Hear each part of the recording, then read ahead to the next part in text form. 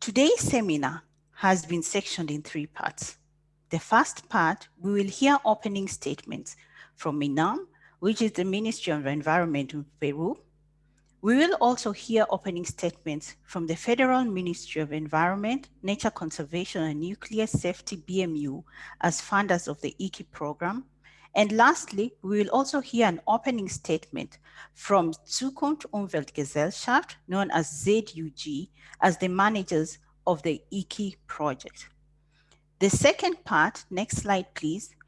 In the second part, we will go into discussing further on the country-specific selection procedure, where our presenters will go on to mention on the preparation of a successful IKI outline. We also have colleagues from the Ministry of Environment, Peru, who will come in and explain on the Peru climate and biodiversity policy context.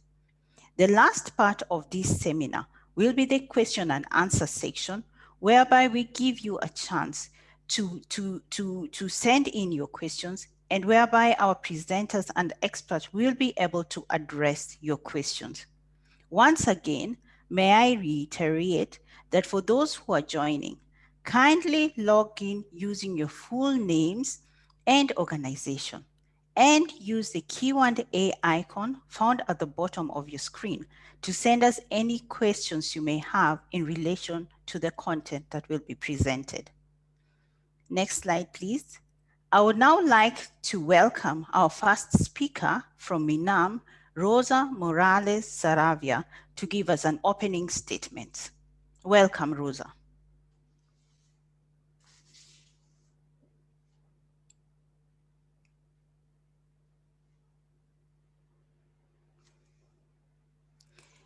I would like to ask our support if Rosa can switch on her camera so that then we can see her and we can receive her opening statement. Thank you, Rosa. Yes, thank you very much. Thank you very much for everyone that is here. We want to thank firstly the government of the Federal Republic of Germany, the Federal Ministry of the Environment, Nature Conservation and Nuclear Safety for the ongoing collaboration with Peru in achieving its sustainable development, particularly in regards with the Rio Conventions on Climate Change and Biodiversity. We also want to thank the SUC for the work that we've been doing and being able to be here with all of you. In this context, the two governments have agreed, based on the Peruvian priorities, that this call can help us boost this path to sustainable development. We are going to present here these priorities in the framework of our national processes on climate change and biodiversity.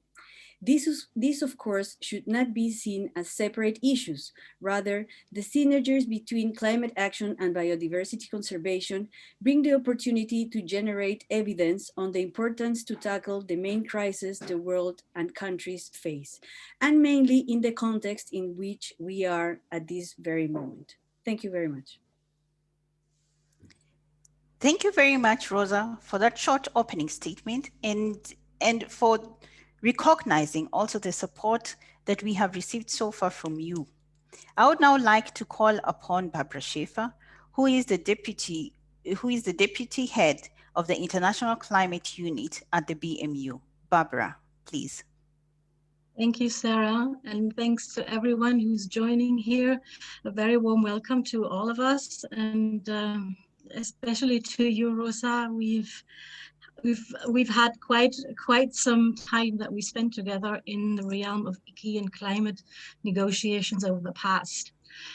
Since the very beginning of IKI in 2008, Peru and Germany have been cooperating, and I remember a number of very interesting and important meetings on this. And we really appreciate this cooperation, and indicated with this country call are most eager to continue it.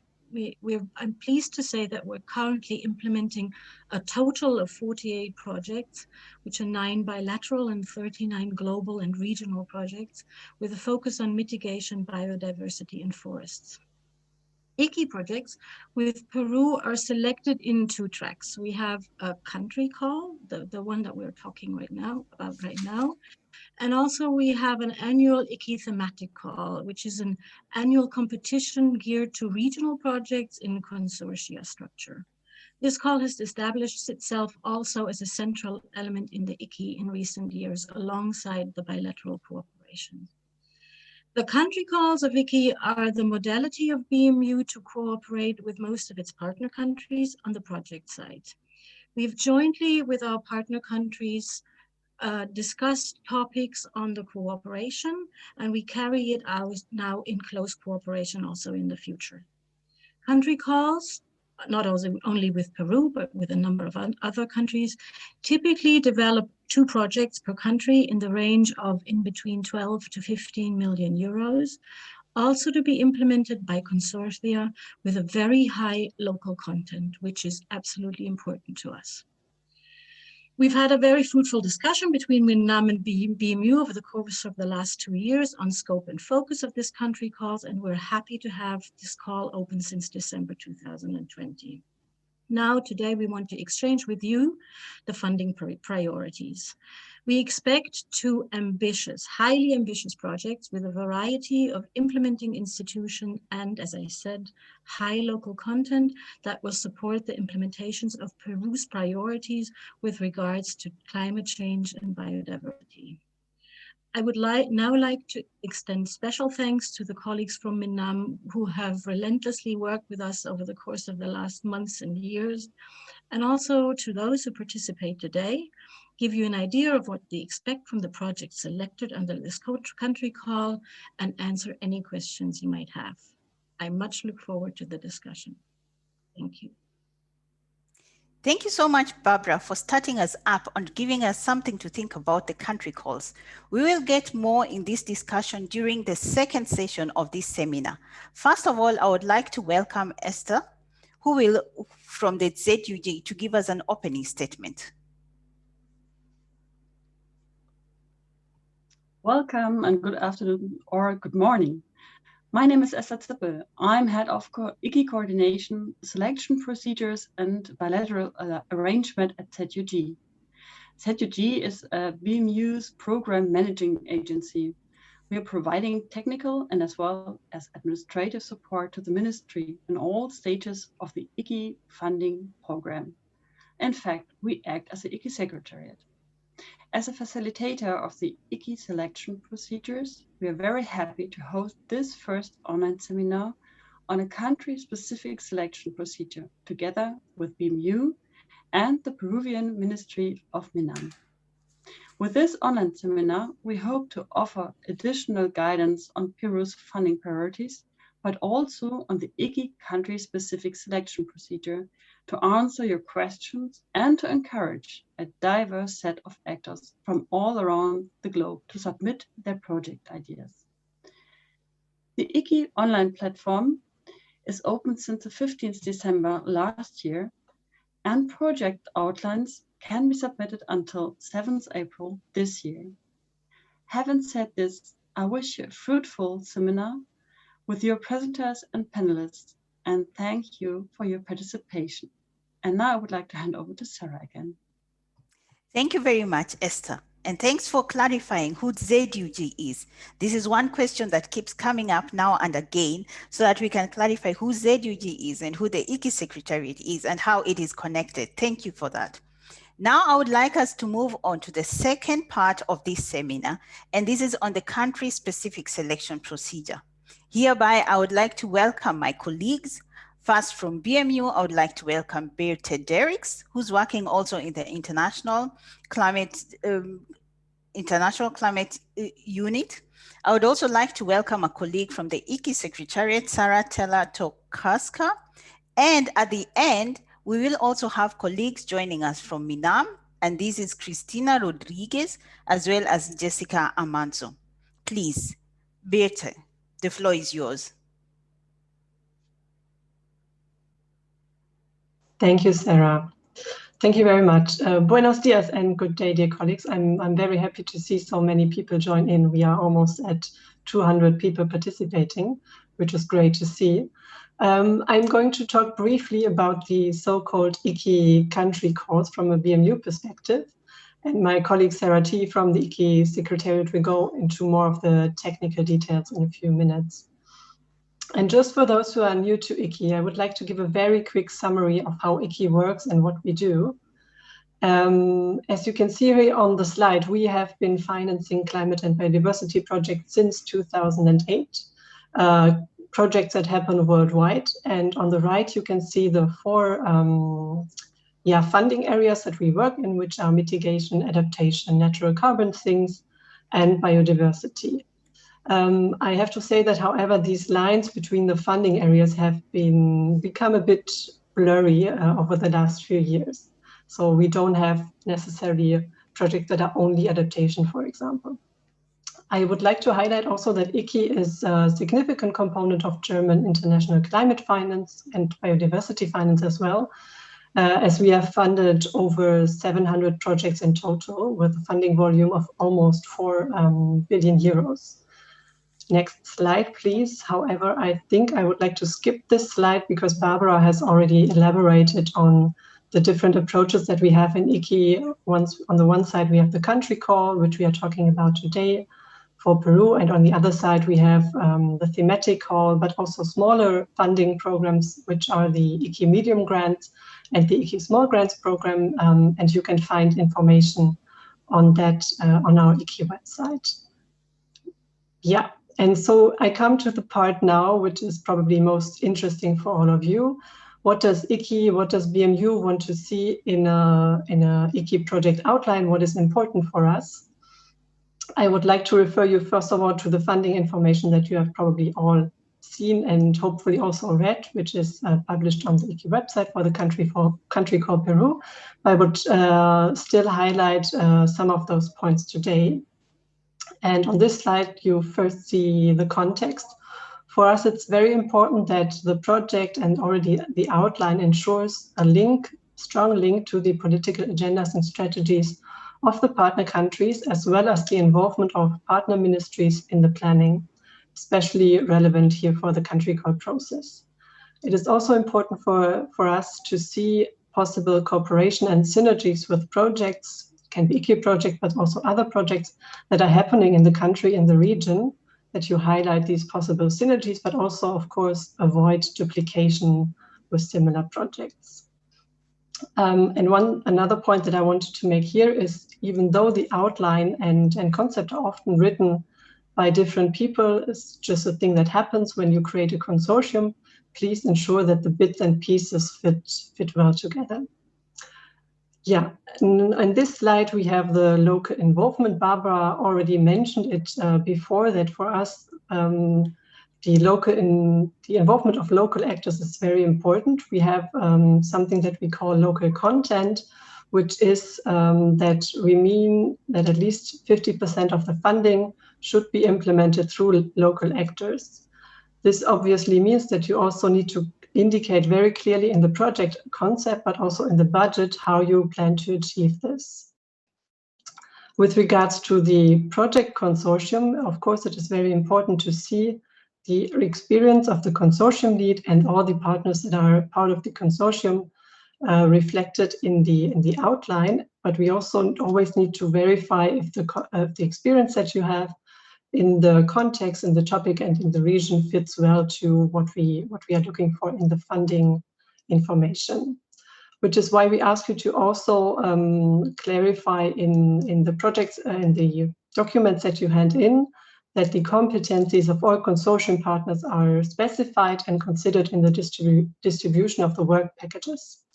Not only in the work packages, but also in the budget distribution. Next slide, please. Thank you. We are looking for holistic approaches. I already mentioned it in the beginning. We have, for example, we are not looking anymore for projects that only look at adaptation, but also keep in mind its effect on mitigation and biodiversity, and vice versa as well.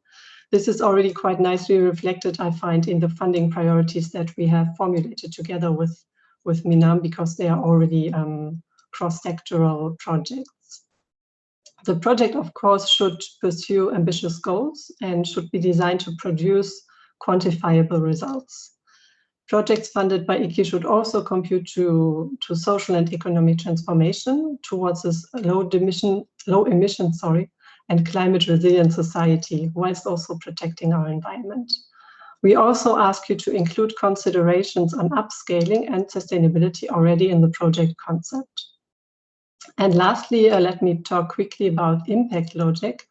In the outline, please be as specific, logical, and realistic as possible when describing the context, objectives, and activities in your outline.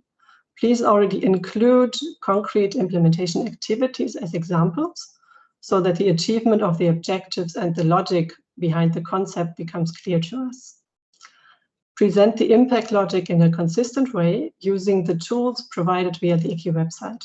It is very important to us that the outline answers the most important questions.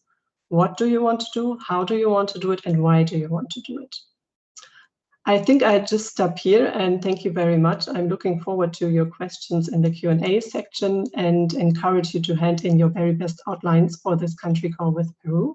And I would like to hand over to my colleague, Sarah T., who is going to tell you more about the technicalities of the selection procedure.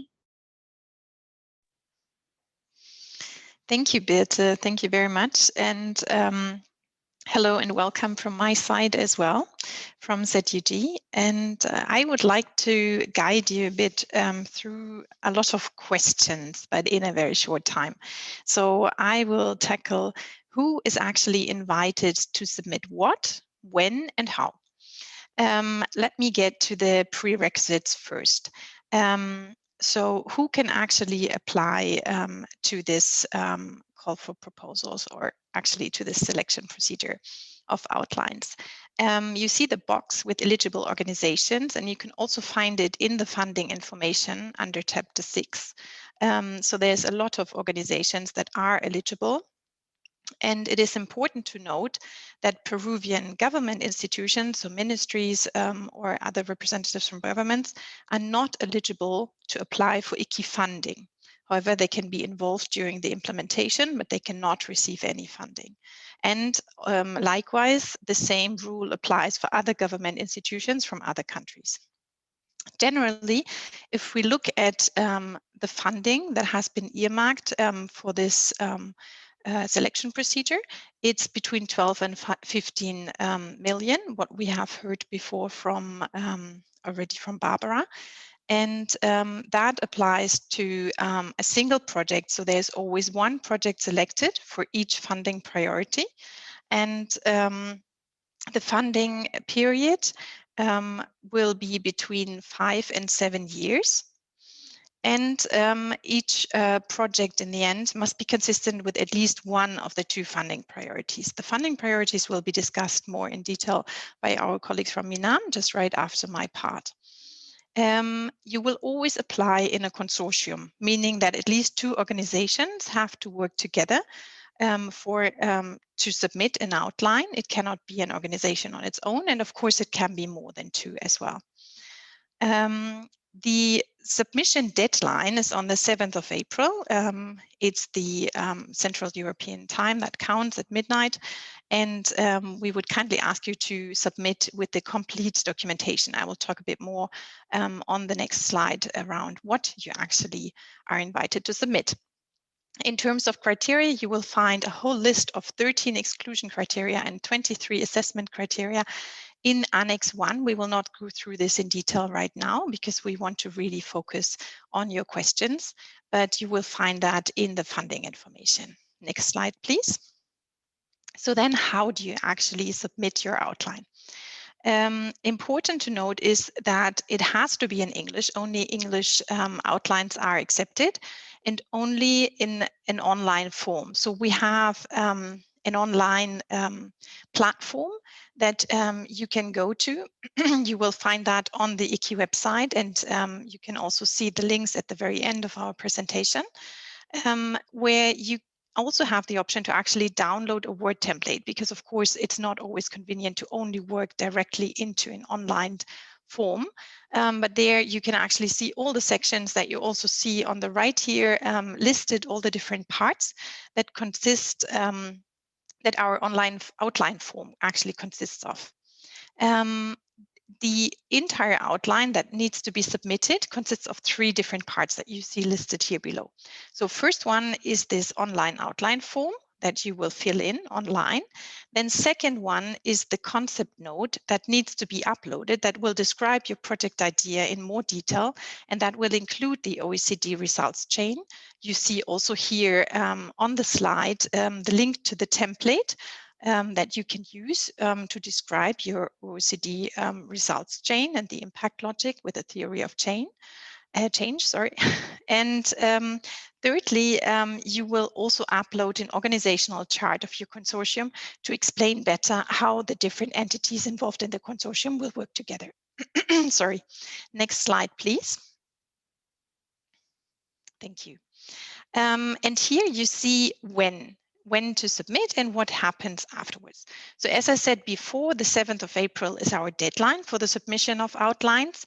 And as you can see here, the whole procedure actually is structured into 2 stages. So you have the first stage, the green one, and the second stage that actually sort of evolves around a formal project proposal.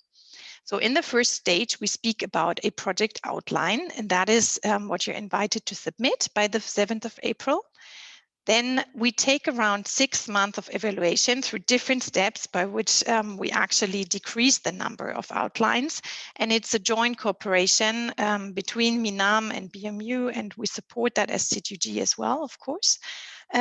So then we actually arrive, that is our ambitious plan, by the 4th quarter of this year, so the end of this year, to then select the most promising outlines, which are then invited to submit a full formal project proposal. This invitation would also occur around the 4th quarter as we plan now. And then it takes around 6 months for a preparation phase that we highly recommend, especially if you haven't been working in Peru, or maybe you're new to the IKI program, but generally it makes a lot of sense to actually use this opportunity and use a preparation phase in which you can also get in touch with the stakeholders and do if it's not for COVID-19 restrictions, you can maybe do mission journeys and go to Peru in case you're not based there. Otherwise, of course, you can take virtual opportunities as well. Then we arrive around mid-2022. And then there would be the submission of the formal project proposal. And afterwards, the proposal is again reviewed and a final funding decision is taken again by BNAM and BMU jointly, and ZUG is as a IKI secretariat, we're supporting this. So at the very earliest, the end of 2022 could be when a project could actually really start and be implemented. We have to say that this is really quite an optimistic scenario, and sometimes procedures are being delayed, even though we really work hard on accelerating these different steps. But I think it's good to just get an overview as we've done here now. And of course, you're welcome to also ask questions in the chat. My colleagues are answering also in parallel, and some of them we will take later on as well. Right. Thank you very much. And I would like to hand over to Minam and Christina. I think you will be the next speaker.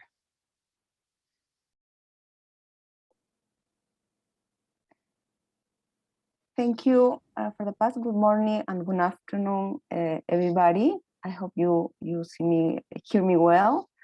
In this part, we're gonna present a little more details about the IKI country call for Peru, emphasizing also the context in the country. So next, please. To start, one more, please.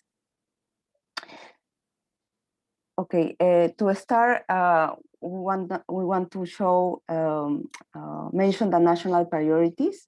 Like the rest of the world, Peru, of course, is facing the COVID-19 crisis. In this context, our national priorities include addressing it, but also tackling other ongoing health problems, such as anemia, malnutrition, and limited food security. Of course, our economy is in a recovery phase where employment creation, diversification, and social inclusion are crucial. These priorities consider the role of nature. For that reason, we promote green development and nature-based solutions. One more, please. Related to our, thank you, to our IKI country call for Peru, as you know, we have two funding priorities. One is related to our NDCs, mitigation and adaptation, and the second one is related to biodiversity. I'm gonna first go a little more detail with the first one. One more, please.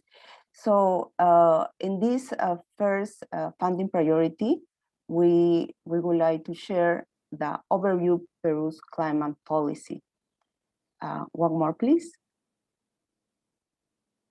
To understand then this our Peruvian climate policy, there are 5 elements to be considered.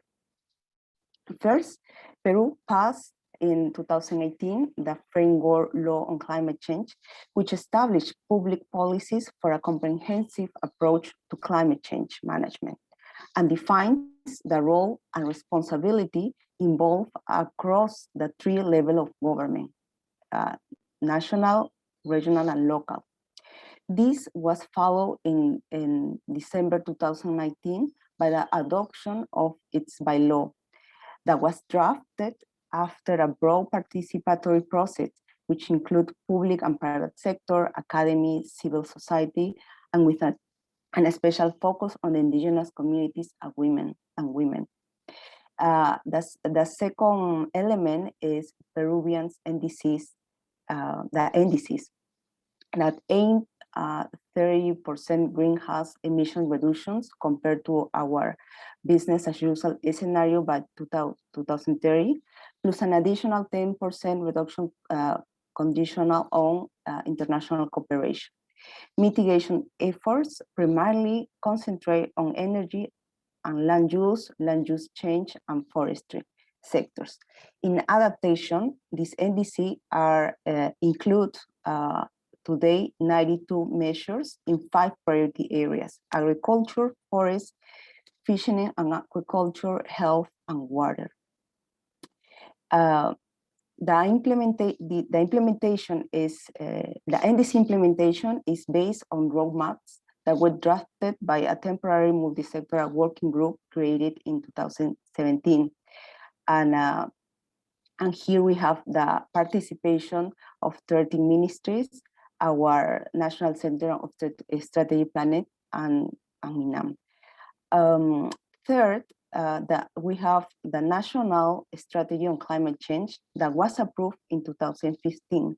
These days, this strategy is being updated. This strategy will,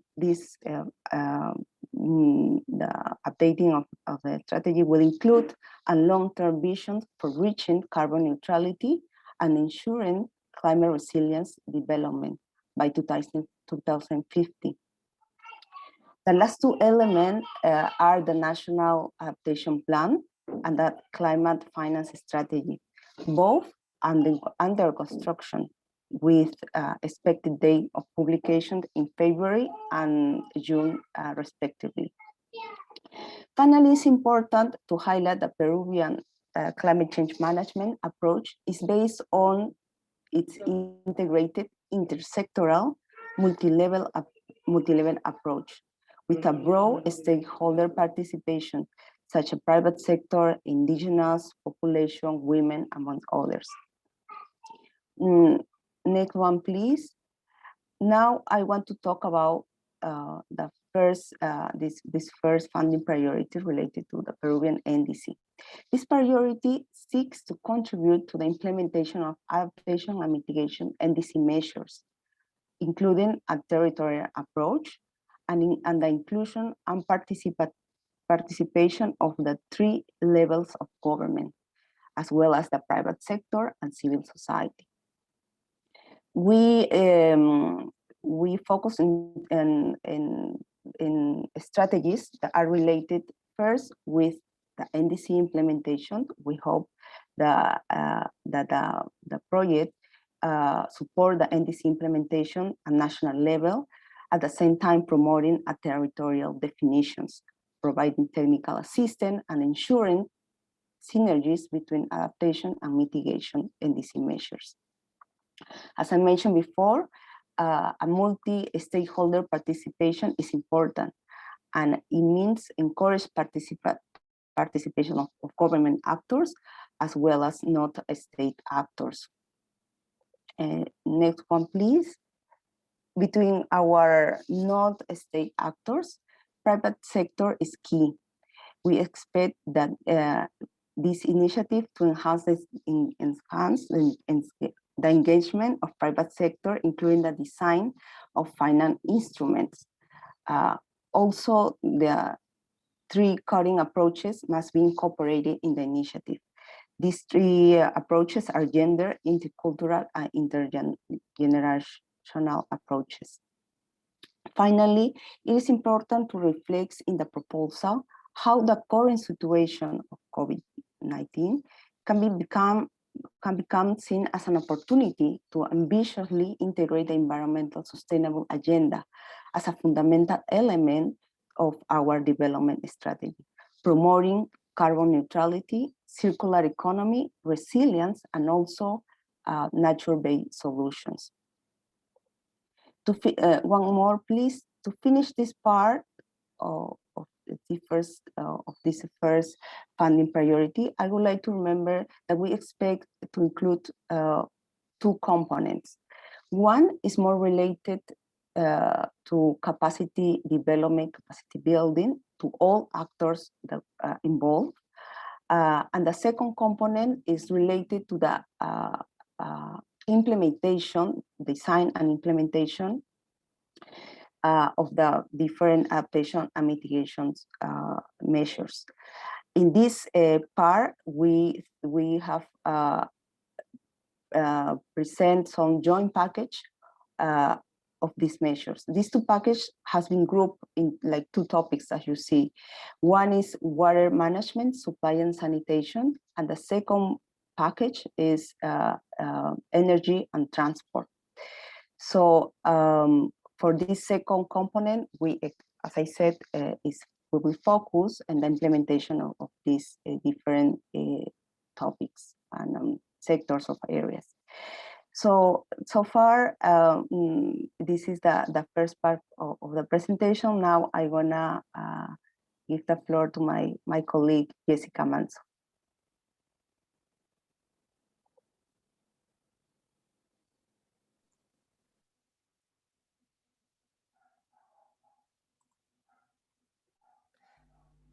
Good morning to everyone. Thank you to be here. Yes, I'm going to begin with the biodiversity issues. Next, please. In the IKI country code of Peru, we have an approach aligned with Rio conventions, especially with Biological Diversity Convention, that is implemented in these 3 different levels: intersectoral, multi-level, and multi-actor, as well as in climate change explained.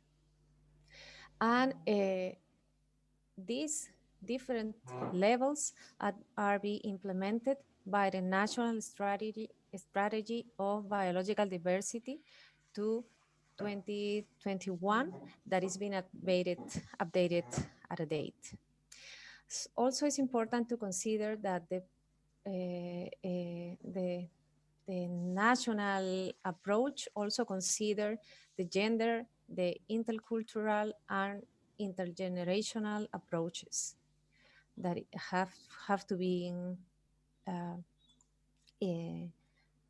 identified in the important aspects of the politics.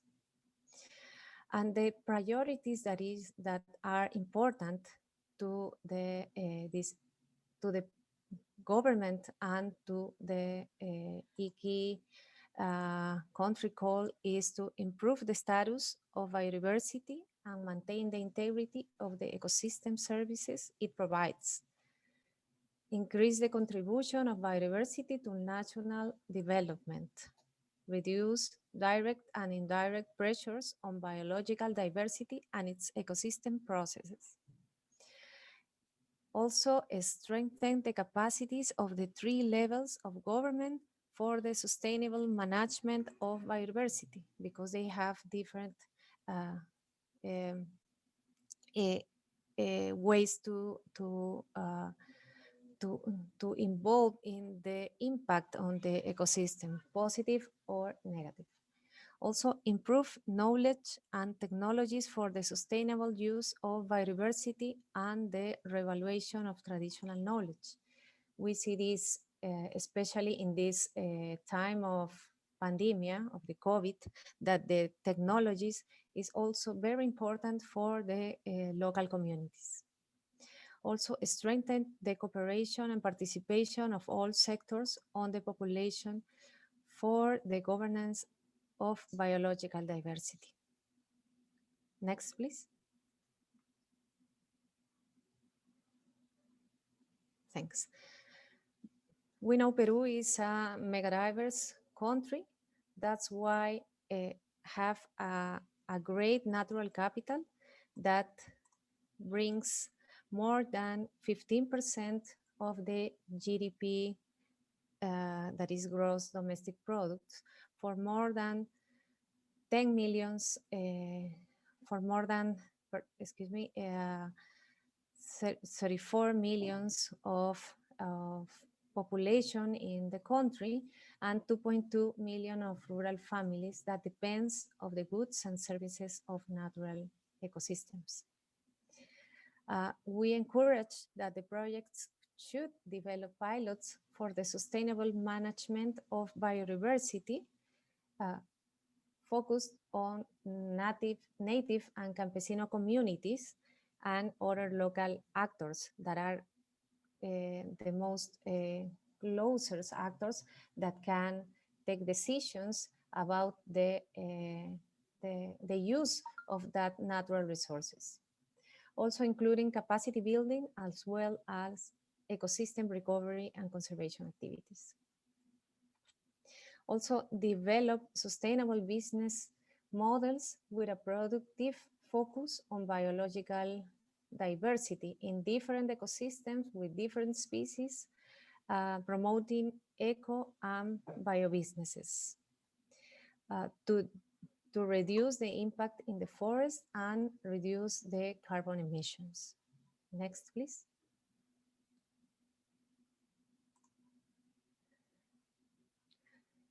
We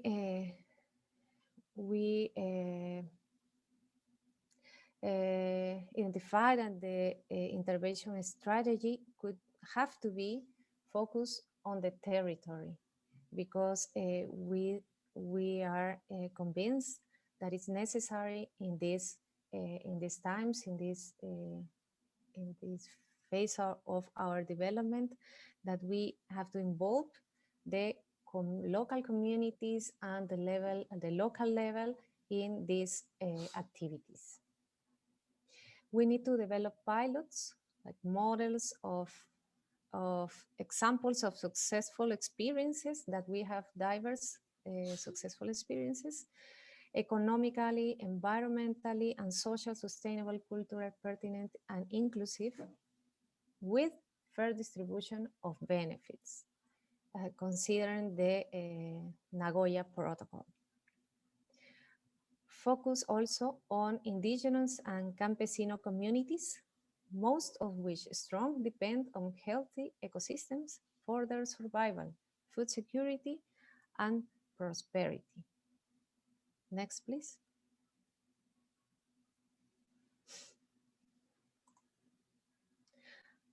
Also, it's necessary to promote promote sustainable management of ecosystems and natural resources in a participatory and adaptive way with the participation of local communities in these different ecosystems, including agroecosystems, forests, grasslands, and that benefits the livelihoods of the local communities. Also, it's necessary to have an integrated approach that jointly address problems related to climate change laws and climate change laws and degradation of ecosystems, poverty, food security, vulnerability to climate change and pandemics and reduction of risk of extinction of endangered species. We know that this biodiversity have different solutions for the problems we have here. For example, poverty and food security, we have an important agrobiodiversity that could address these problems with these important nutrition products. Also be aligned with biodiversity goals that, for example, IKI and MINAM targets that are defined in the documents of these documents, and the sustainability development goals that we all know. Next, please.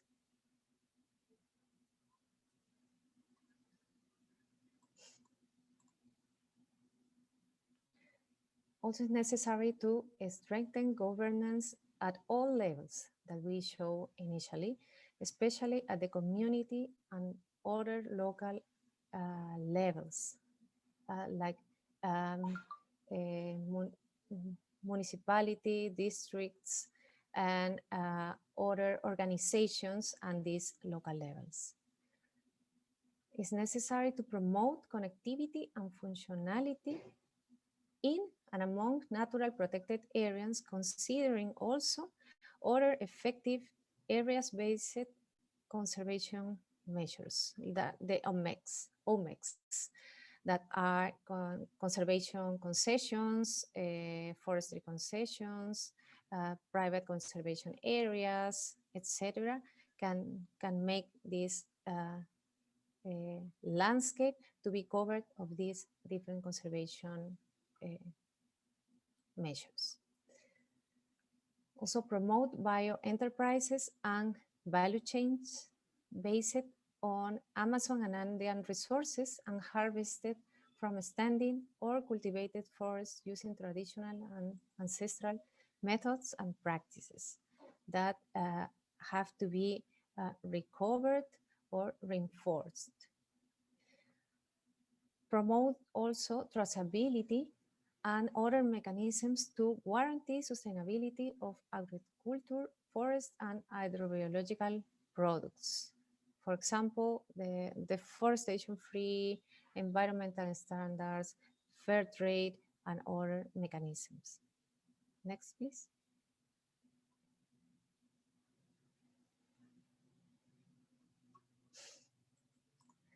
We have some proposed activities as examples for you.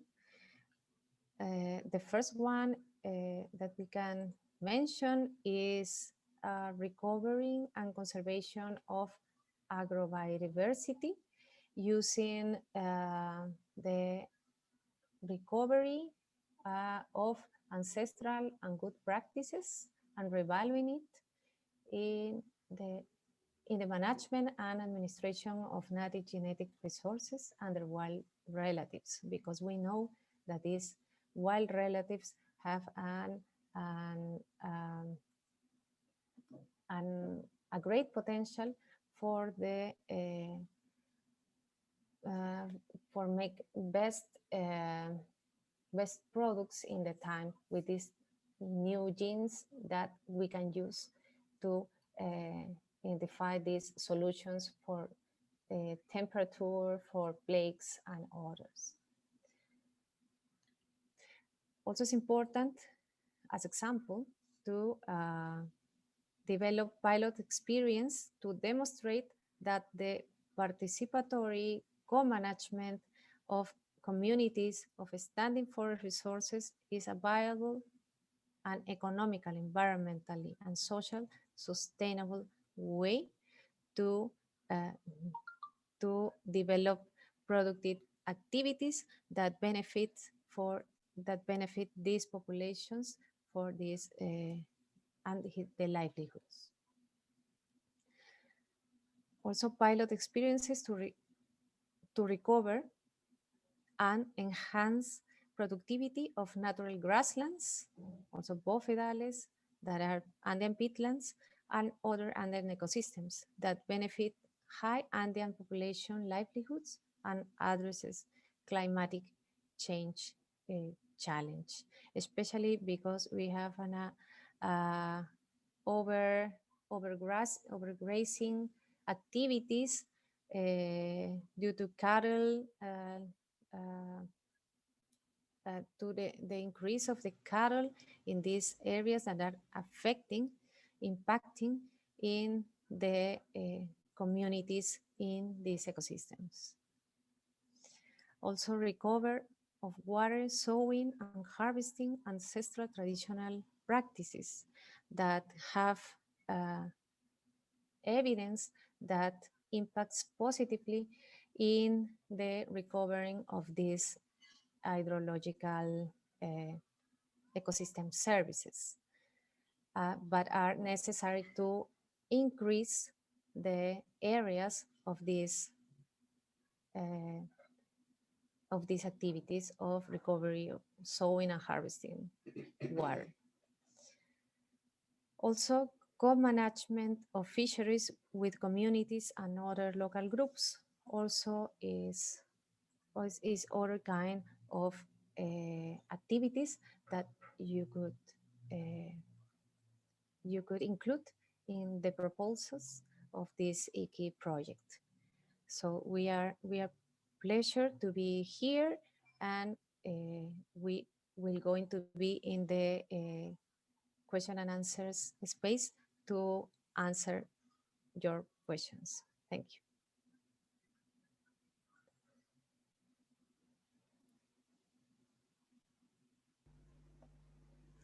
Thank you very much. I would like to ask for the next slide. Thanks a lot. Now we are getting on to our last part of this seminar, and this is the Q&A session. I would like to mention again, if you have any questions, please use the question and answer button and send questions to us. For now, I would like to direct my questions or invite the panelists. I'll be naming you, and in case you feel that somebody else would rather take the answer, then you can just switch on your cameras and the other person can take on the question that I have presented. Kindly note, for those people who have been listening to us, all the information that is provided here, we will make them available on the IKI website. The presentation that has been given today, as well as a recording of this seminar, will be available online. Also note that the information provided, especially with regards to the funding, is also available on the IKI website.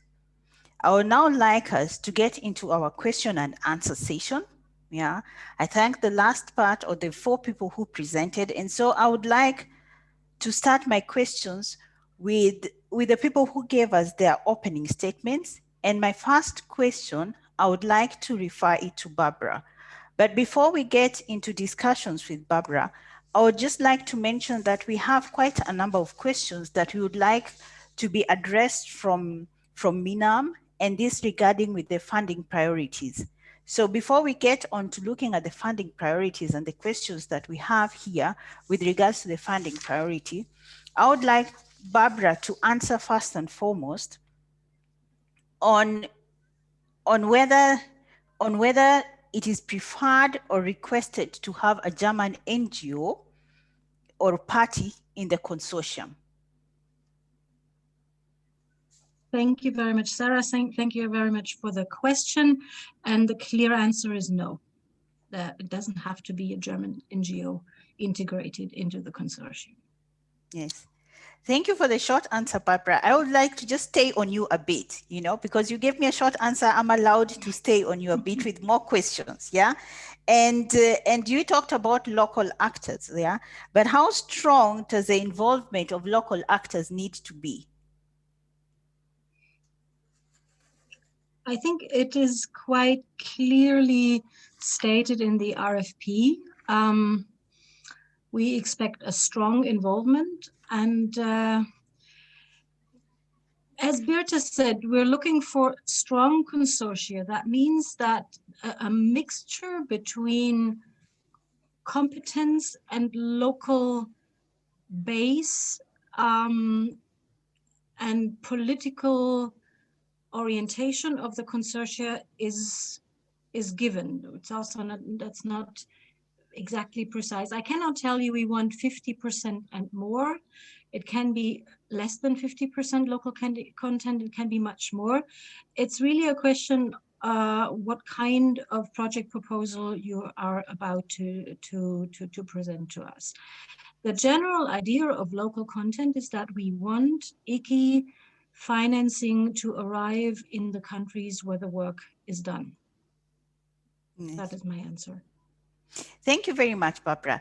You mentioned about consortium, and I would just like to pick on this word and get to Birte. Yeah. And this second question, I would like to direct it to Birte, whereby I would like to ask, what are the exact conditions to build a consortium? Thank you very much, Sarah. So as Barbara already mentioned, for us, it's very important to have this involvement of local actors. But just to give you some overview of the conditions that you need to apply for the consortia creation, you need at least 2 organizations in the consortium. And the organizations need to meet the requirements that you can find, I think it's chapter 6 in the funding information. I don't want to cite it to you now because it would be too long. And there's another thing that should be done in the consortium, which is a consortium agreement. And I think you can also find information on that in the funding information annex. But these are all the things that you need to apply and that you need to meet in order to form a consortium. And just to add on what Barbara just said, for us, it's important that also the form of the consortium, the combination of organizations in the consortium makes sense, that you complement each other, that you bring different expertise together in order to form something that can lead a good project. Thank you. Thank you very much, Birte. I would now like to go back to the Ministry of Environment in Peru. Rosa, I'm not so sure if this is for you, but I would like to direct it to you and ask, on which sectors is the main focus, funding priority 1? I'm not so sure if Rosa is there and if she can address this question, but it would be great to have somebody from MINAM addressing the question here. On which sectors is the main focus, that is on funding priority 1? Yes, I can answer now, but we mentioned the people that are going to answer the questions from Peru. I think that the priority areas are very well explained in the call. So I would encourage the proponents to look at the call. Thank you. Okay. I guess my next question that goes on biodiversity and still on MINAM would be answered by Jessica, if I'm not wrong. And I would like to ask which regions are especially concerned with regards to biodiversity needs.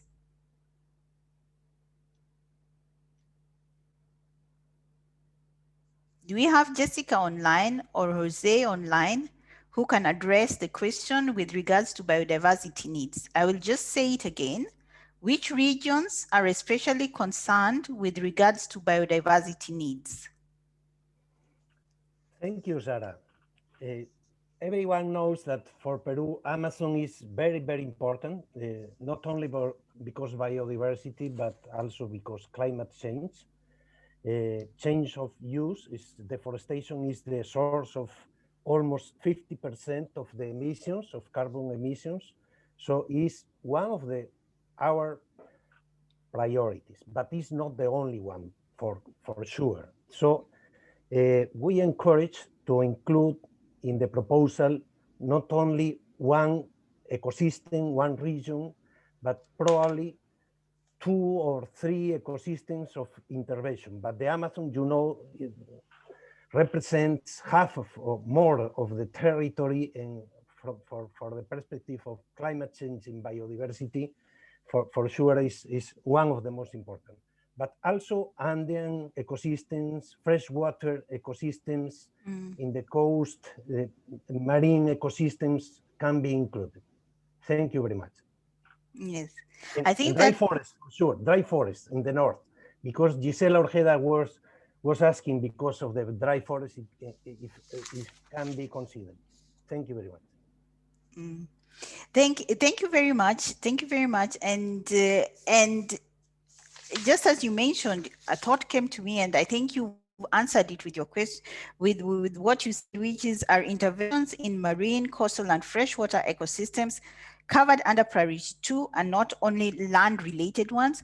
And you've already given us your answer by saying that yes, these are all covered under.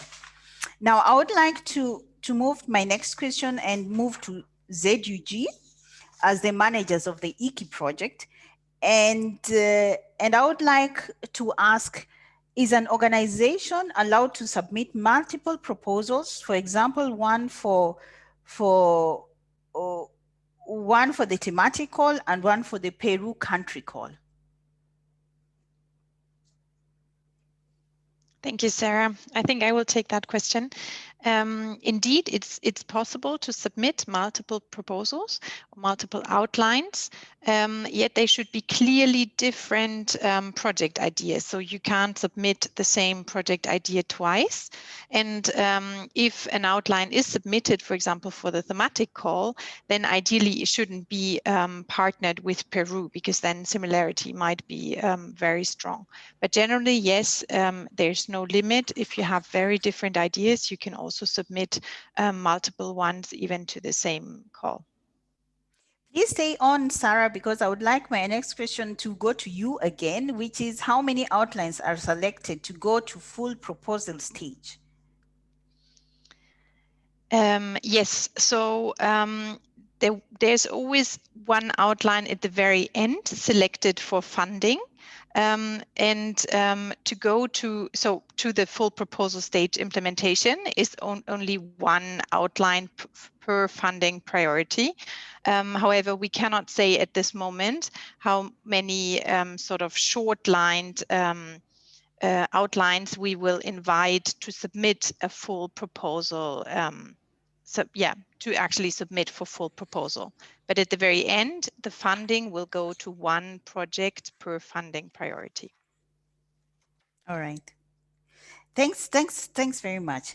I think my next question would go to BMU this time round, and I would like Birte to address it. Can both funding priorities be addressed by the project outline? Thank you. No, it's a short answer. You cannot address both funding outlines, funding priorities in one outline. However, you can, of course, if you feel up to submitting one proposal each, one outline each for each funding priority, this can also be an option, because probably you will be in quite different consortia regarding the funding priorities.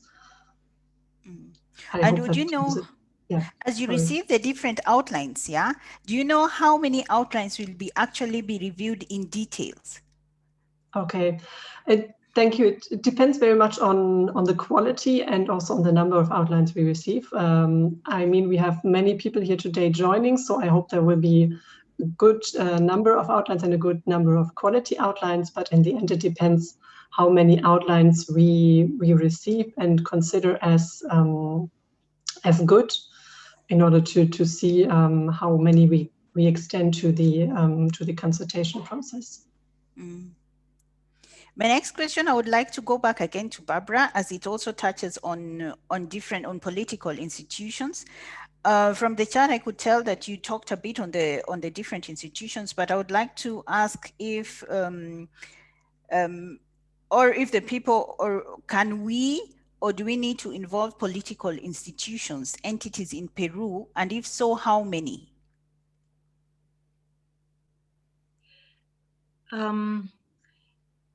I think it is very important to thoroughly read the RFP, because in the RFP, we state very clearly that the two programs that we will select are geared towards supporting the political process of Peru in the two different funding priorities.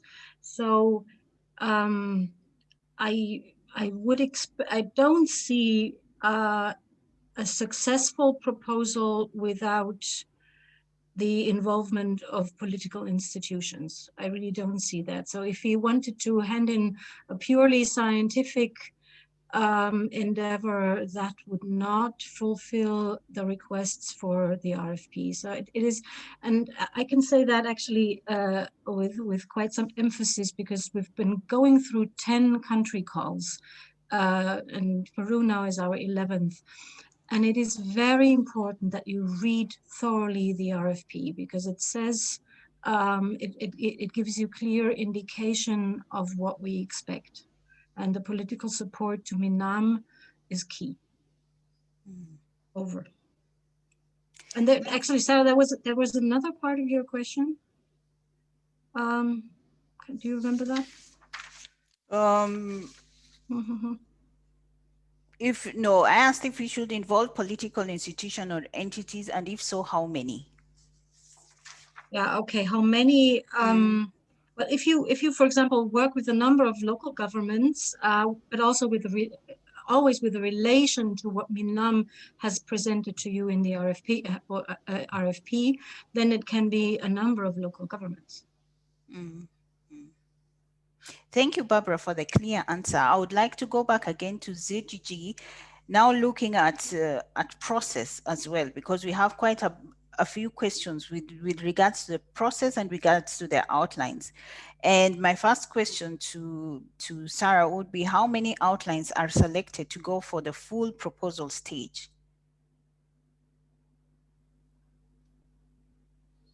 So there's always one project outline per funding priority going to the invited to be for the full proposal stage. And are you aware if their current IKI beneficiaries are also eligible? Yes, they are also eligible. Okay, thank you. Since you've been able to answer very short answers, kindly allow me to go further with my next questions to you, and it regards to health. We are currently facing, or we are living in a pandemic, and this question comes in the context of health emergency. And since the projection is that we have to deal with it for a couple of years, is there any place in the call to cooperate organizations with strong expertise in public health? Yes, of course, these organizations could be involved in the consortium. That is no problem, as long as they are really meeting the IKI requirements for the program, and these are stated in the criteria and in the funding information as well. Thanks very much, Sarah. We have one question here with regards to the components, to maintain the components on the funding information. This can either be addressed from BMU or from ZUG. Previously, Barbara already stated to us that we should really read the information that is available online, and get to know fully what it is. And here comes a question. If we need to maintain the components as they were published on the funding information, if yes, should they be taken literally, same wording, or is it possible to adjust them as long as the described objectives remain the same? Maybe Birte, you can give a word on this. Yes, thank you. I actually would also like to hear MINAM on this, but I just give the BMU perspective. So when we formulate the RFP together with MINAM, we always need to look at what are the priorities that Peru is facing. And this is why we ask you to, of course, keep the focus of the priorities. The measures that are mentioned in the RFP are sometimes also to illustrate what could be done. but it's still, however, especially under funding priority 2, it's clearly stated that the components should include the following measures. So it should be more or less the same, but you can, of course, work a bit around with the wording and rephrase it in a certain kind of way. And of course, it needs to fit together. So this would be my answer to that. But if possible, maybe Jose or Milagros could also give their take on that. Jose, we can give you the floor so that you can give in your take on that. What do you think about that? I will just repeat the question so that you may have it. Do we need to maintain the components as they were published on the funding information? If yes, should they be taken literally, same wording, or is it possible to adjust them as long as the described objectives remain the same? What is your take on this? It's a difficult question. We are open to the proposals. If they are innovative, if they commit with the priorities we are described in the call, we are open to the proposals. We don't have a closed mind about that. Thank you very much.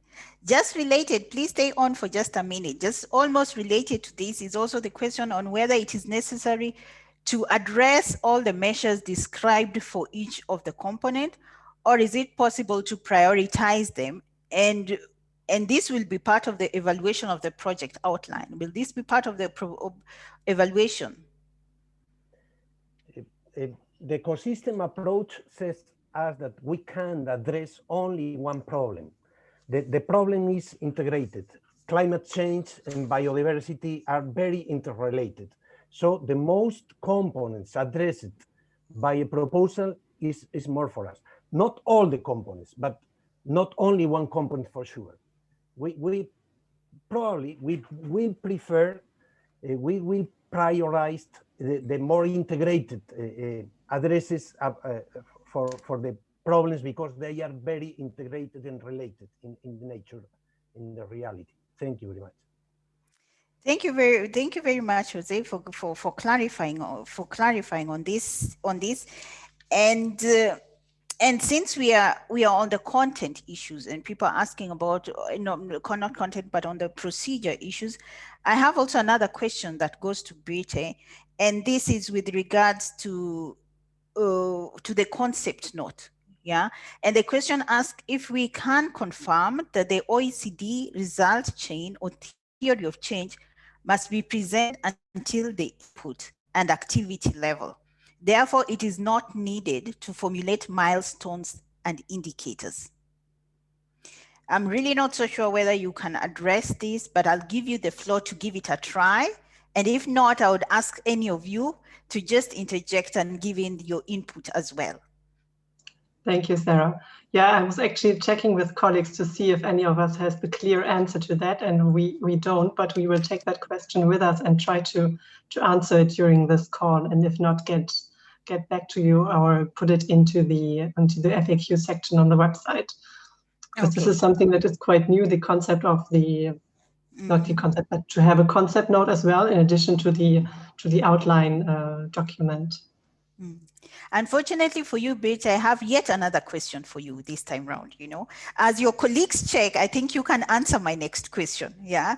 And this is, how do you envision the criteria of replicable of the project outside Peru in other countries or in other regions if the same project is focused on national needs? Okay, thank you. Yeah, when I was talking about replicability, I was not necessarily talking about replicating the project in the region.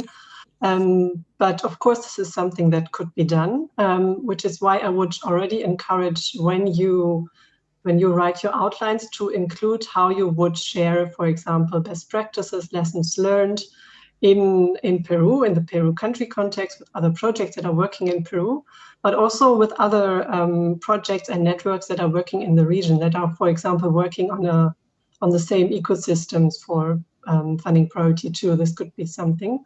And what we have in our IKI focus countries are also we also have some kind of IKI network. So I would also encourage you to include this in your considerations when you formulate the outline on how you plan to share, to be active in this network, and therefore share what you do in your project, and that it can be taken up in either in the national context, also in the regional or even international context.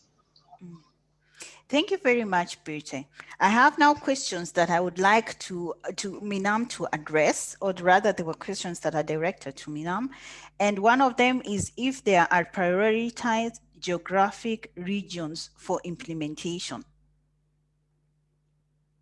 I have here whether it's Jose or who would be able to address this question, because it does not specify whether it's priority 1 or 2, but are there prioritized geographic regions for implementation? No, we don't have priorities in advance. We are open to the proposals. Mm. We also have a related question to this, Jose, which is it encouraged to include interventions in different landscapes, different geographic areas of Peru in one project? Because you're open, but can they include, or is it encouraged, or would you prefer? We are not sure about that. My personal thinking is that because it's a big project, we can include more than one region, but it's open to the proposals. And I don't know if Rosa has another answer for that, or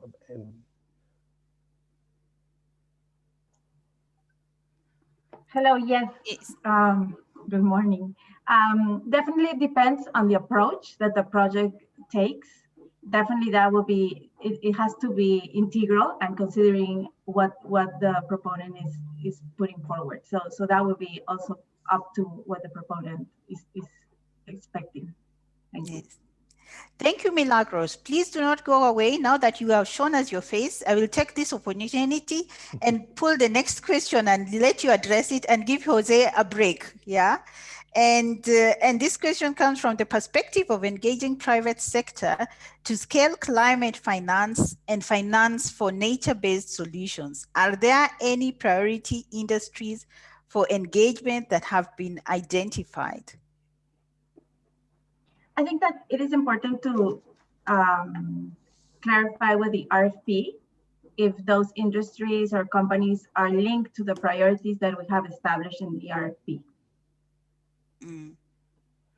I would just allow me to just dwell with MINAM now for a minute, because we seem to have quite a number of questions coming up for you. You know, people are really interested. People would like to get to know more information, and once or twice they send in the same questions, but it would be good for us to address it. So allow me to just stay with both of you now for a few minutes, because we have yet another question coming in. And this question, in one of your first presentations, you mentioned to include concrete implementation activity examples. And with this, I have two questions. Are these activities to be practiced at large scale or pilot level? And the second question would be, should financial resources for implementation of these activities be included in the project as well? So you can tell us whether these activities should be included in large scale or pilot level first, and then we move on to the next question.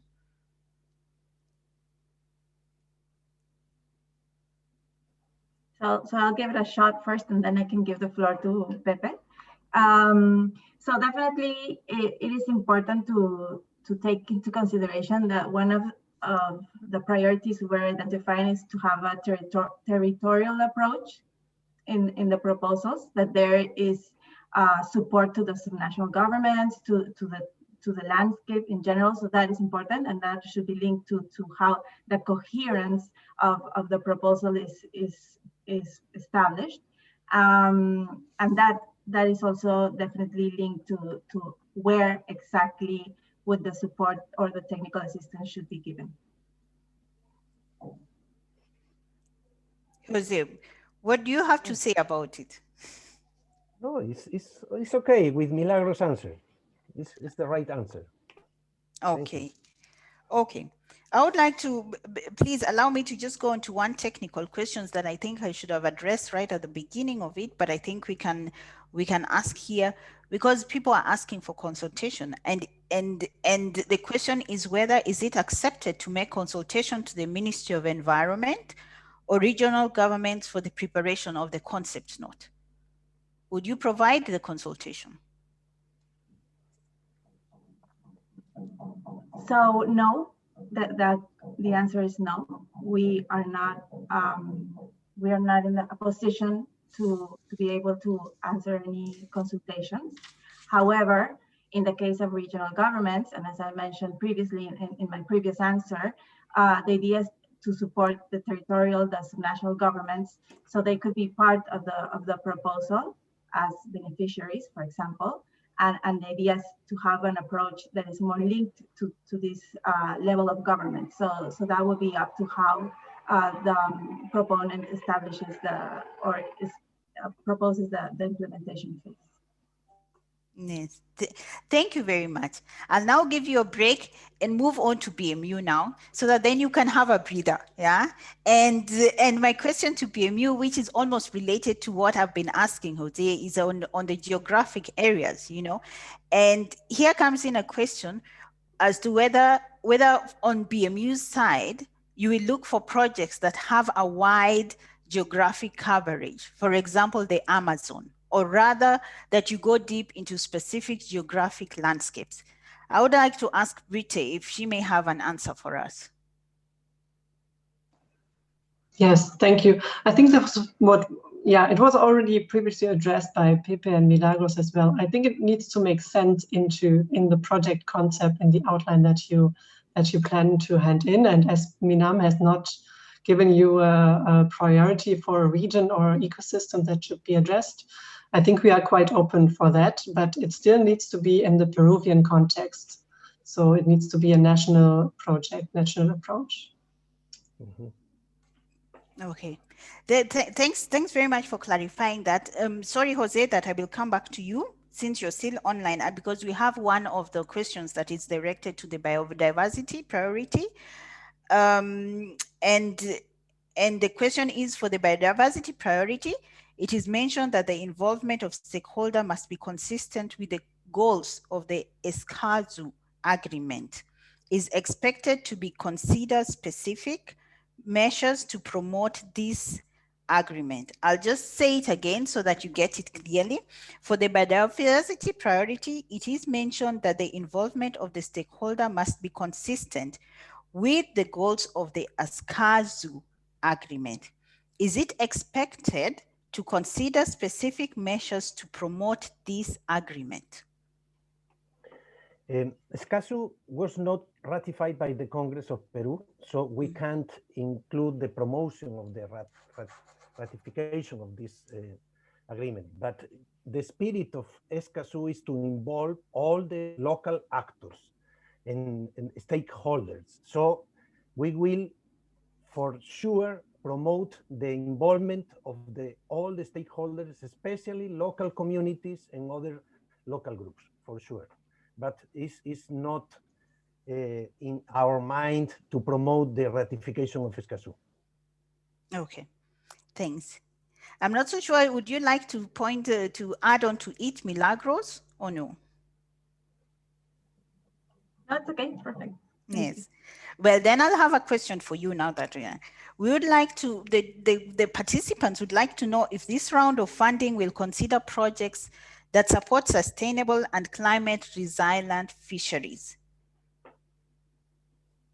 For example, include work on improving fisheries management, governments, and supply chains. Great question.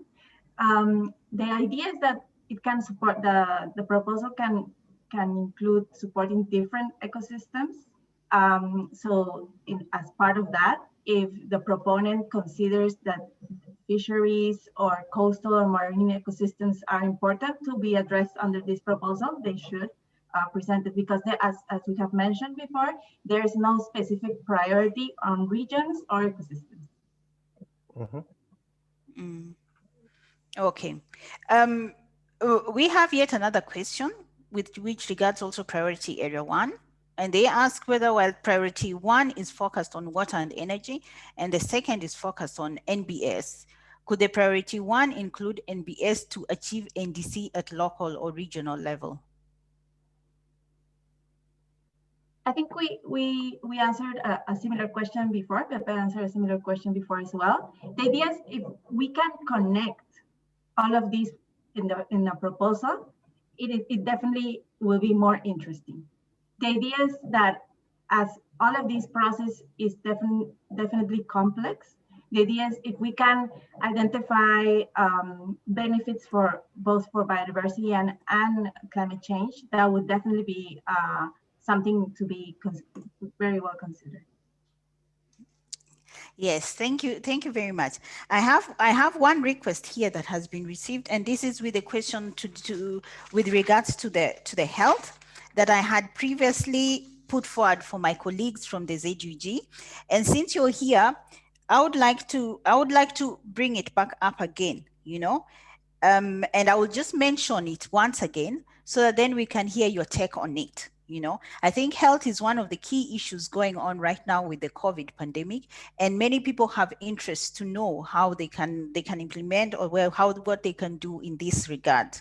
So the question was, in the context of the health emergency, and since the projection is that we'll have to deal with it for a couple of years, is there any place in the call to incorporate organizations with strong expertise in public health?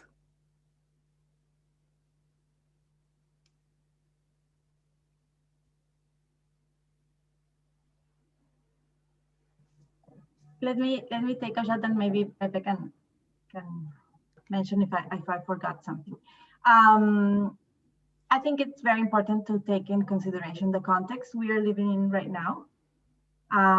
There is no restriction related to specific partners that we have. The idea is that the proponent can clarify what is the link in the overall objective. So if there's a link and if there's clarity over the reasoning why you are a specific proponent is including one or other stakeholder or specific actor, that will be considered as well. Jose, do you have any input? No. All right. Okay. Okay, thank you very much. I now have a technical question that I would like BMU to address, and therefore would ask Birte, if she's there, if she can address it. And it is with regards to priority 1, integrated NDC project. This priority 1 includes 2 components in the document of the country call. And the question is, the proposal should include only 2 components, or the proposal can include more than 2 components that include the topics described in the document of the call? Okay, thank you. That's a very good question. From how I understand it, in the RFP, the 2 components are not literally project components as you would describe them in the outlines, but for us, they are parts of the project, the 2 main parts that should be addressed. So if you decide in your project design that you would like to have 3 or 4 components, but both of them or all of them feed into these 2 parts of the project, that could be an option as well. So you don't need to restrict yourself to fit everything into 2 components. Thanks for clarifying on that. My next question, I would like Jose to please look at it, because it's as part of component 3, there are some aspects related to the formalization of rights and access to natural resources, including property rights. What is the scope contemplated of these issues in the call? For example, identification of needs in the formalization of rights, property, and access, or promotion of mechanisms for their regularization. I will repeat the question, it's quite long. As part of component 3, there are some aspects related to the formalization of rights and access to natural resources, including property rights. What is the scope contemplated of these issues in the call? E.g., or example, identification of needs in the formalization of rights, property, and access, or promotion of mechanisms for their regularization? All of them. Especially important, the formalization is for communities.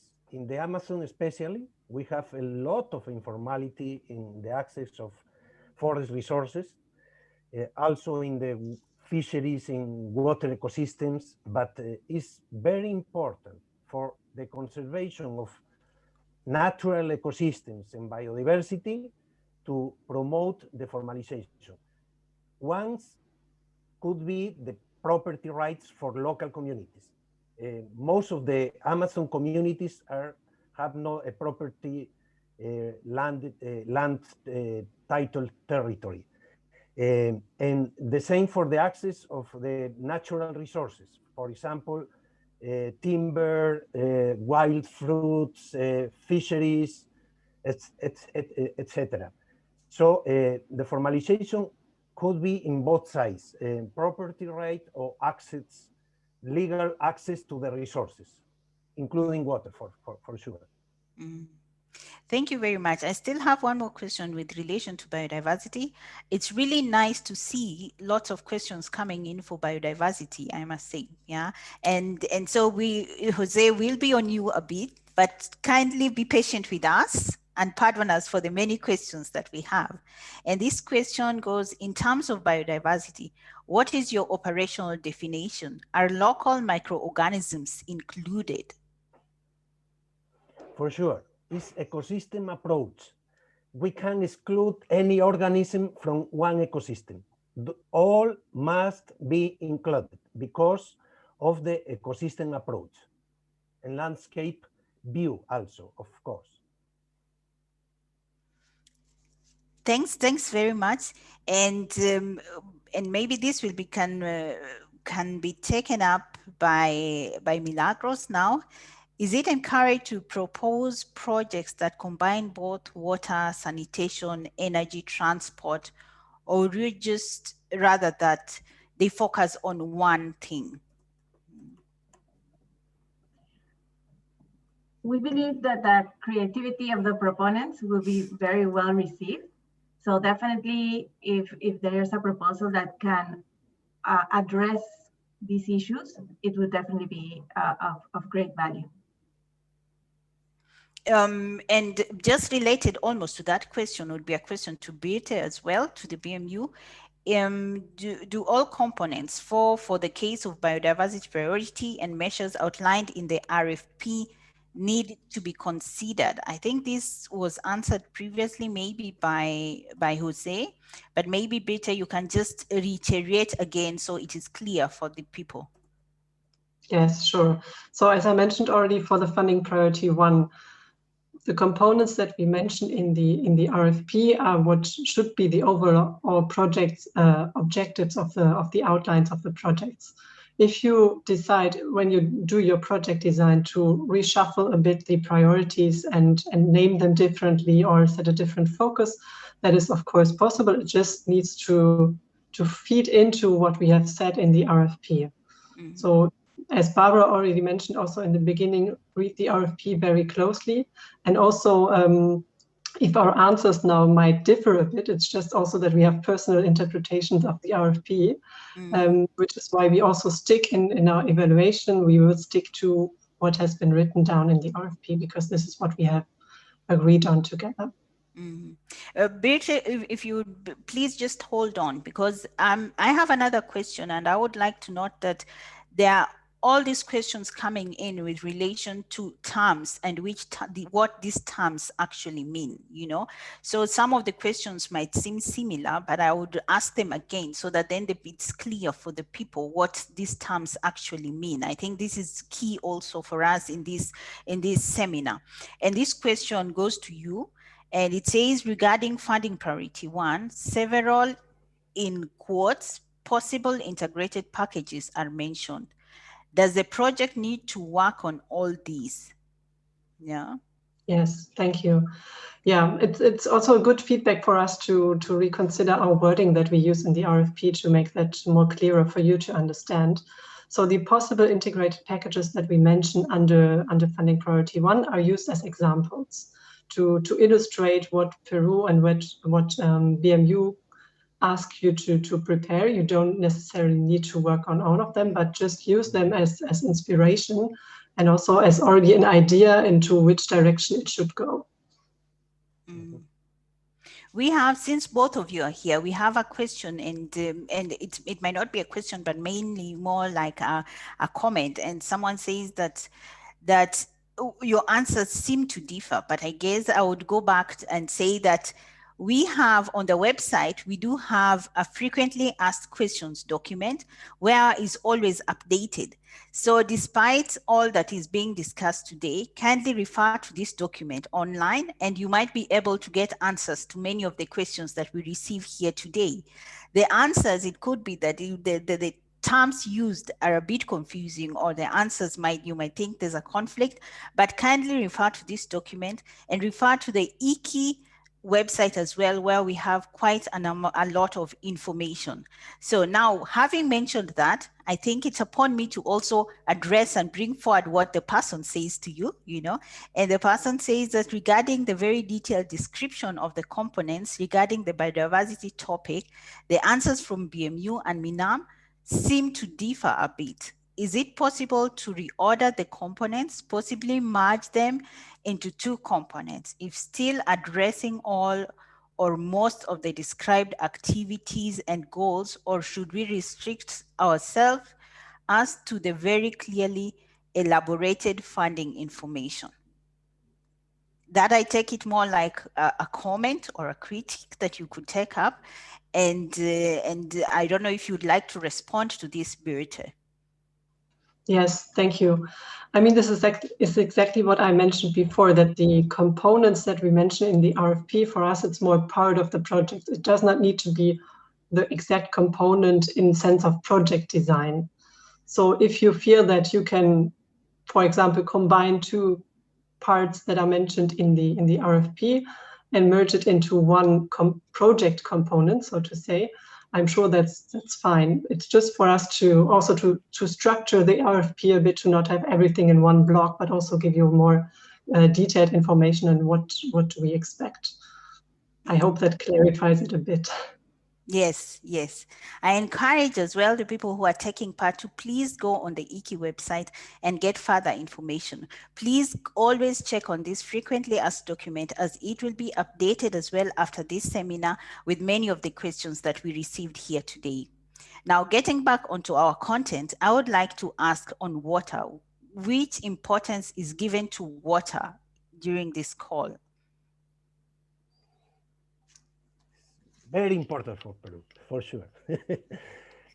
Water is you know that Peru is one of the more vulnerable countries in the world to climate change, and especially the western part of Peru has, in the last years, in the last decades, suffered a lot of stress because of scarcity of water. So it's very important for us, the component of water in the project. Ecosystems providing water, wetlands, forests, it's very important. Yes, thank you very much. I have one more. As we continue to talk on the content, I would like us to look at the green recovery. This seems to be a hot topic now, green recovery in every aspect, as you can mention.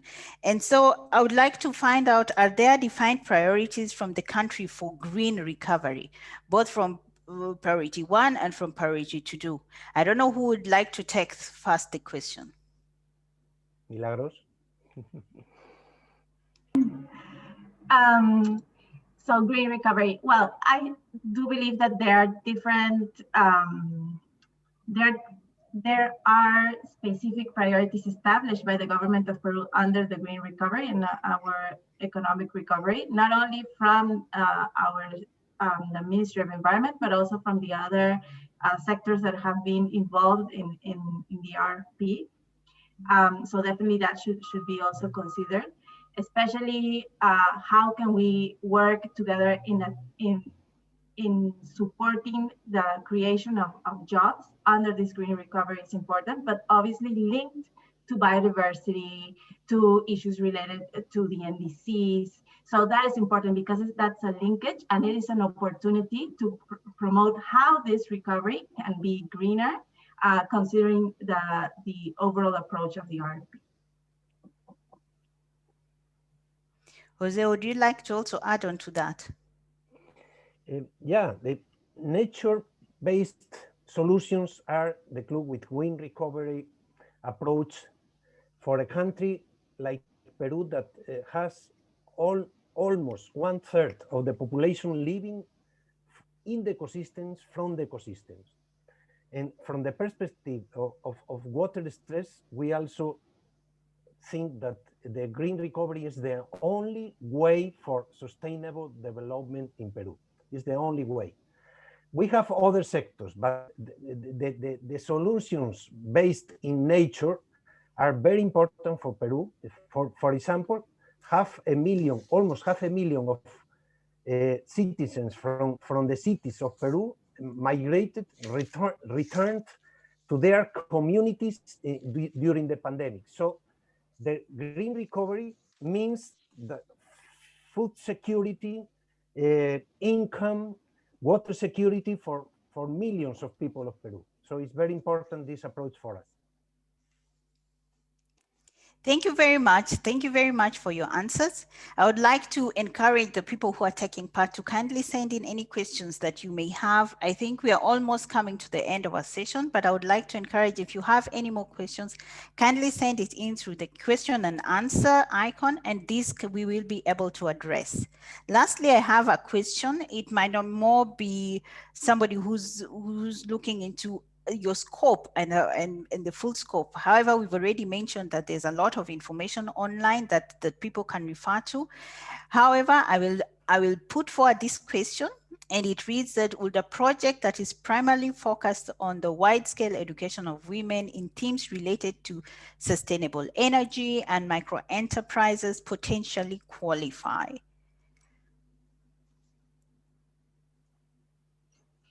Great question. And definitely the gender approach is part of what we have identified as part of the proposal. So definitely working on these approaches related to gender, intergeneration, right? Intercultural are very, very important. And this is part of the priorities that we have as a government. Linking this to the prioritized activities is definitely very well received. All right, thanks for that. We have yet another question that is going to BMU. And this question, I think it's do all components for the case of biodiversity priority and measures outlined in RFP need to be considered in the proposal? I think this I had already asked before, and you could have answered it already, but somehow it has come up again. So maybe you might want to just reiterate what you said so that it is clear. Yes, sure. So I would like to highlight that yes, all 4 components in the case of funding priority 2 should be addressed in the project outline. However, as I mentioned, you are also a bit free to be creative with the project design and to structure the components how you find that useful. But yes, all of the project components and also measures should be addressed. Yes.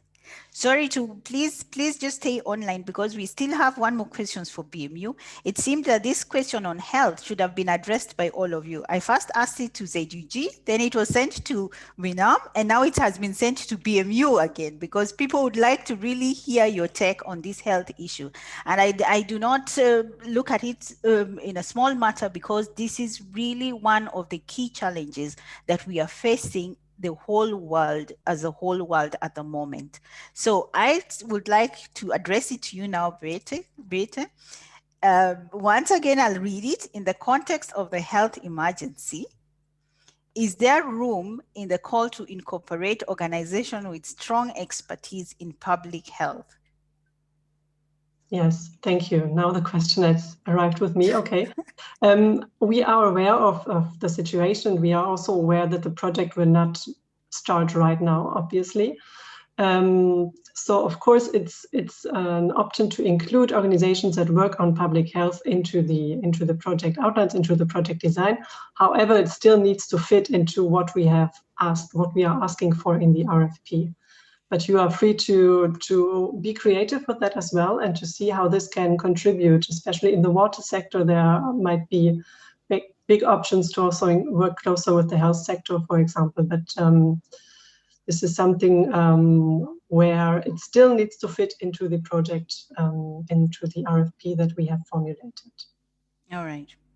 Thank you very, very much. That was my last question. And as you can see, we have answered the health question 3 times. It's something that people have a lot of interest in. People are also interested to know more explanation on the terms that we have. However, as we have reiterated and said, we have a lot of information online on the IKI website. We also have information on the funding. We also have the frequently asked questions that we update every time. We are now getting to the end of our session. Next slide, please. And just as we have mentioned before, more details also on the funding information is available on the IKI website. If you are not aware of what this website is, it is www.international-climate-initiative.com. Please note when you're looking for the funding information that the submission of outlines done only on the IKI online platform is open until the 7th of April 2021. On this site, you will also get the frequently asked questions sections that we have mentioned, where you can get different questions to what has been addressed here, but also what we have been receiving time and again. Do follow us, do check on the IKI website. We are always updating information. And also we have a newsletter that you can subscribe to. Our Twitter name is IKI-BMU. However, you can also reach us at any time through IKI-secretariat at z-ug.org. Kindly note at the end it is ORG and not DE for Germany. If you are interested in more information on further seminars that we hold, kindly send a message with your email to support online right now, and they will be able to get your email addresses, and we include it on our contact data. On the other hand, you can also send us an email using the IKI Secretariat, and we will be able to get in touch with you. Before you log on, next slide, please. Before you log off, I would just like to request if you can take part in a small survey so that we know what you think and if this was helpful for you. Kindly take part, and after that, then you can log on. We really appreciate your taking part in this seminar. And in case you'd like to reach out to us, kindly send us an email. Thank you.